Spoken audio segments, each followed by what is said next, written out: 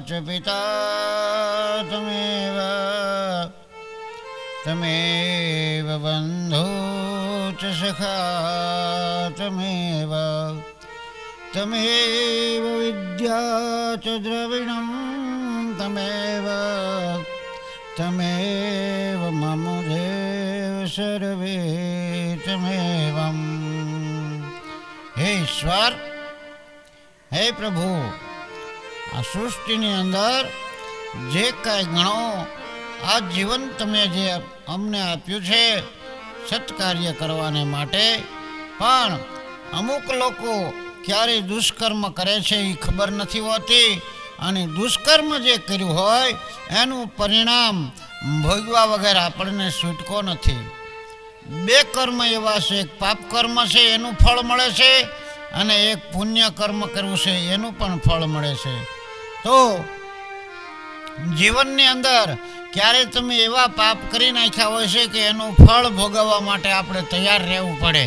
अत्यारे आपणे खबर न पड़े के आनुं कर्म आ कर्म करवाथी मने केवुं पाप थशे के केवुं पुण्य थशे।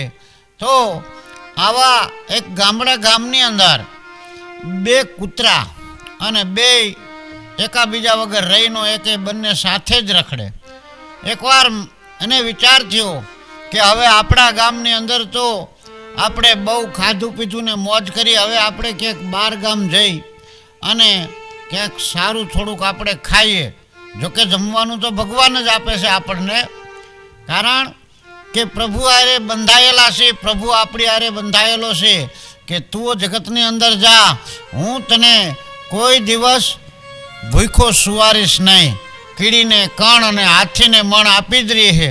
पण जेम आपणा जीवनमां संतोष नथी तेम आ प्राणीना जीवनमां पण संतोष न रहता बेय भाईबंधे विचार कर्यो के हवे आपणे गामनी अंदर बीजे जाय अने त्या थोड़ाक रोटला जे कांई आपणा भाग्यनी अंदर मळशे खाईशुं अने पाछा फेरी मारीने पाछा आपणा गाममां आवता रहीशुं। एटले बेय कूतरा हता ई जोड़ी हारे निकળી पड़ी। 10-15 गांव सेटे गया एटले गाम आव्युं, दरवाजो आव्यो अने ए दरवाजा पासे बे कूतरा उभा रह्या अने विचार कर्यो कि हवे जो बे एक शेरीमां जाईशुं तो मजा नहीं आवे, माटे तू आ शेरीमां जा अने हूँ आ शेरीमां जाऊं। आवो विचार करी अने आ बने कूतरा नोखा पड़वानी तैयारी करी, पण पाછી एक वात करी के आपणे बेयने पाछुं अहींया ज भेगुं थवानुं के तारे भले। आवी वात करी एक उगमणा शेरीमां गयो अने एक ओतरादी शेरीमां गयो। हवे जे उगमणी दिशा बाजू गयो तो एटले बीजा गामना कूतरा जे होय ने ई पार बीजा गामना कूतराने देखे एटले एकदम भसवा लागे अने बाजवानी तैयारी करवा लागे। एटले बराबर कूतरा गामना भेगा थई गया ने अजाण्या कूतराने देख्युं एटले जल्दी जल्दी हળી काढीने आव्या अने मींडा डाव डाव करवा। बाजुमांथी पटेलनी डेली उघड़ी अने एमांथी एक पटेल निकळ्या। जोयुं तो अजाण्युं कूतરું देख्युं એટલે ભારે કરી કે અજાણ્યું કૂતરું હમણાં આપણા કૂતરાને વિસળી નાખશે, એટલે ઘરમાં જઈને પાછી લાકડી લઈને આવ્યા અને જે અજાણ્યો કૂતરો હતો એના કેડ ઉપર એક લાકડી મારી દીધી। કેડ ઉપર લાકડી મારી એટલે એટલા જોરથી લાકડી મારી કે અજાણ્યા કૂતરાની કેડ ભાંગી ગઈ। પછી એના ગામના જે કૂતરા હતા એને આ કૂતરાને વિસળી નાખ્યો અને મરણ તોલ કરી નાખ્યો। હવે આ કૂતરો વિચાર કરે કે મારો દીકરો હવે ભારે કરી રોટલો તો મળ્યો નહીં, પણ હામો આ કેડ ભાંગી નાખી, હવે ચારેય બાજુ લોહી નીકળે છે, મોઢામાં લોહી નીકળવા માંડ્યું છે, ઢળડા તો જવાની તૈયારી કરે છે। આ બાજુ જે ઓતરાદી દિશામાં કૂતરો ગયો તો ત્યાં પણ શેરીના કૂતરા ભેગા થયા અને મીંડા ડાવ ડાવ કરવા। બીજી ડેલી ખૂટલી એક પટેલની તરત જ જોયું કે અહીં અજાણ્યો કૂતરો છે। દયાભાવવાળો માણસ હતો, તરત જ બીજા કૂતરાને પણ માર્યું નહીં અને હડ હડ કર્યું એટલે ઓલા કૂતરા ભાગી ગયા. અજાણ્યો કૂતરો હતો એને ઘરમાં લીધો, એને ખવડાવ્યું, પીવરાયું, પાણી પાયું, ડેલી બંધ રાખી એટલે બીજા કૂતરા આવે નહીં. કૂતરો તો ટેસ્ટથી ખાઈ પીને તાજો માજો થઈને બેઠેલો. થોડીક વાર થઈ એટલે પટેલે ડેલી ખોલી અને શાંતિથી ઘરની બારો કાઢી મૂક્યો. ઓલા કૂતરા બધા વયા ગયા હતા એટલે આ તો ઝાંપે પહોંચી ગયો. ઓલો કૂતરો ઢળ્યાતો મરણ તોલ પથારીએ પડેલો અને એ ઢળ્યાતો ઝાંપે પહોંચ્યો. ત્યાં તો બે ભેગા થયા. અરે ભાઈબંધ, તારી આ દશા કેમ થઈ? કે ભાઈ આપણા ભાગ્યમાં હતું એ થયું હે. હવે તું એક કામ કર, તું તારી જાત્રા પૂરી કર અને તું નિરાતે આપણા સ્થાને પાછો વયો જા. અરે ભાઈબંધ, તને મૂકીને હું જાઉં નહીં તો આપણા ભાઈબંધીમાં ધૂળ પડી કહેવાય. હવે તો આપણે બે હારે મરશું. અરે પણ તારું શરીર કામ કરે છે, તું જા અને હું તો હવે પોગી નહીં શકું, કારણ કે હું અહીંયા દરવાજે માન પોગી શક્યો છું. માટે તું એકલો જા અને હું તો હવે અહીંયા મરી જઈશ. કે ના, તું મરી જા તો હું જીભ કાઢીને મરી જાઉં, બાકી મારાથી એકલું જવાય નહીં. આમ વિચાર કરી આ બે કૂતરા ત્યાં મૃત્યુ પામ્યા છે. હવે માણસે કીધું, સંતોએ કીધું છે કે આત્મા કોઈ દિવસ મરતો નથી. આત્મા અમર વસ્તુ છે. જીવાત્મા જગતની અંદર કોઈ દી મરતો જ નથી, માત્ર ખોળિયું મરે છે. અને ખોળિયું નિષ્પ્રાણ થઈ જાય એટલે આ ખોળિયું કાંઈ કામમાં આવતું નથી. આ બે જે આત્મા હતા એ જે પટેલે કેડ ભાંગી હતી એ ઘીરે જઈને દીકરો ઉતર્યો, અને જે પટેલે આને રોટલો દીધો તો એ કૂતરો એના ઘીરે દીકરો થઈને ઉતર્યો. હવે એ પાછા ધીરે ધીરે બે મોટા થયા. બે ઓલો આ શેરીમાંથી રમવા આવે અને આ શેરીમાંથી રમવા આવે. બે ઝાપે ભેગા થાય અને ઝાપે બે રમે અને પાકા ભાઈબંધ થઈ ગયા. પાકા મંદિરે જાય, કાયમ ભજન કીર્તન કરે.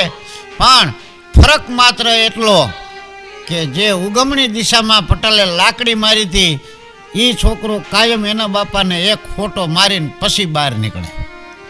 અને ઓતરાદી દિશામાં જે પટેલનો દીકરો હતો એ કાયમ પટેલને પગે લાગી અને પછી ઘર બારો નીકળે.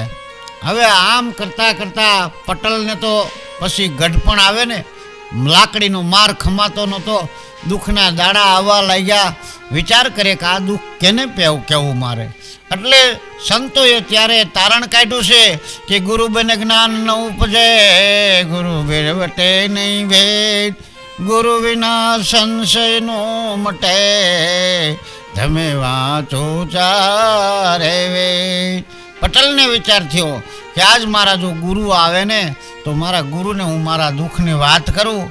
એમાં કર્મને કરવો અને એના ગુરુ આવ્યા એટલે પગમાં પડી ગયો. પ્રભુ પધારો, મારા આંગણે તમે આવ્યા છો, મારે થોડુંક દુઃખ છે, મને તમે કહેતા જાઓ.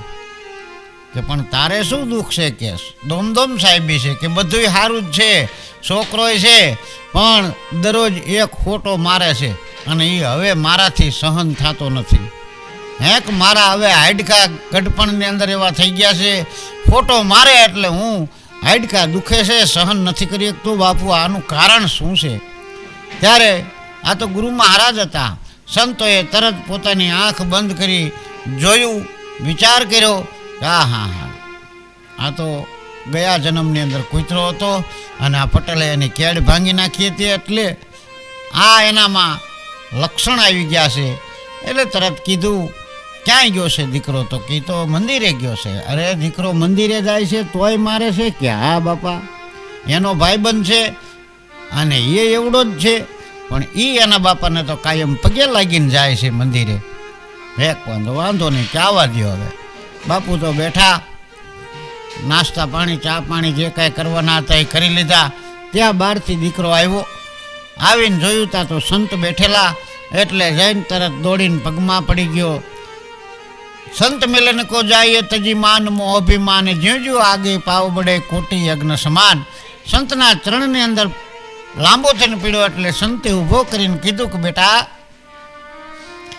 આ ક્યાં ગયો તો? કે બાપુ મંદિરે ગયો તો. કેમ? કે મંદિરે શું કરેશ? તો કે બાપુ ભજન ગાવી, કીર્તન ગાવી, કોઈ કથા વાંચવી, કોઈ ચોપડીઓ વાંચવી અને જ્ઞાન મેળવી છે. તે કે પણ કેટલું જ્ઞાન આવી ગયું એ જ્ઞાન તો બાપુ હવે આ તો જેમ ધીરે ધીરે આવતું જાય છે. પણ તું ભજન ગાશ કે? હા બાપુ. તો કે મને સંભળાય. એટલે તરત જ આ દીકરાએ ભજન સંભળાયું કે પ્રથમ કોને નમીએ